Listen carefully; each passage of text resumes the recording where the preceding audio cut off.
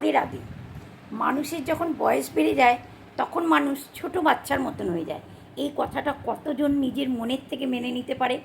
এটা একটা কথার কথা সবাই বলে, কিন্তু মেনে নিতে কিন্তু কেউ পারে না। কিন্তু খুব কম, খুব কম পার্সেন্টেজ লোক মেনে নেয়। বাড়িতে যখন বয়স হয়ে যায় বাবা মায়েদের, তখন তারা ছেলে মেয়েদেরকে বকা তো অনেক দূরের কথা, তারা নিজেরা সবসময় তটস্থ থাকে, কখন আমার ছেলের বউ ছেলে আমাকে বকা দেবে। সে ইচ্ছা হলো গান শুনবার, সে জোর আওয়াজে গান শুনতে পারে না, সবসময় সে তটস্থ থাকে, এক্ষুনি বোধহয় ছেলে মেয়েরা বকা দেবে। বয়স হয়ে গেলে তাদেরকে খুব ভালো ভালো খাবার, ভালো ভালো জামা কাপড় এসবের দরকার হয় না, শুধুমাত্র দুটো মিষ্টি কথা বলার লোকের দরকার হয়।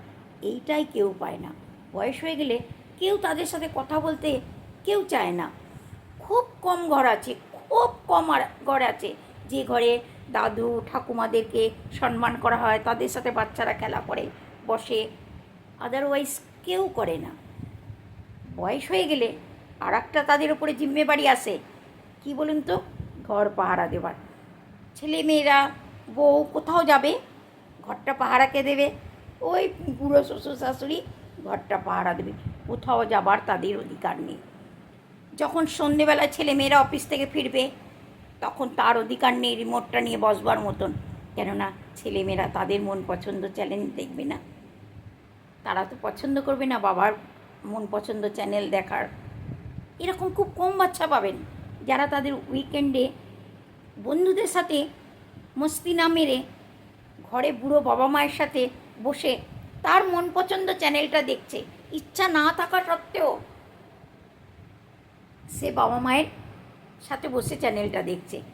এমন খুব কম ঘর পাবেন যে ঘরের ছেলেমেয়েরা সপ্তাহে একদিন বাবা মায়ের পছন্দ মতন বাজার করে এনে তাদের মন পছন্দ ডিশ বানিয়ে তাদেরকে খাওয়াবে। খুব কম ঘর পাবেন। যে কটা ঘর আছে একটা দুটো, তাদেরকে আমি কর্নিশ জানাই, যারা এখনও পর্যন্ত বাবা মা ঠাকুরদাদাকে সম্মান করে বা তাদের সাথে বসে ওঠা বসা করে। বয়স্ক লোকেরা দেখবেন যখন রাত্রিবেলা খাবার টেবিলে যায় খুব আশা নিয়ে যায়, এখন রাত্রিবেলা ছেলে বউ সবাই আছে, সবার সাথে দুটো কথা বলবে মিষ্টি।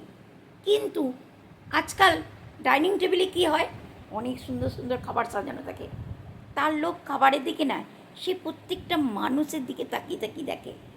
ছেলে মোবাইলে ব্যস্ত, কেউ ইয়েতে ব্যস্ত, মতলব সবাই সবার নিজেতে ব্যস্ত, বাচ্চারা নিজেদের মধ্যে নিজেদের মতন কথা বলছে।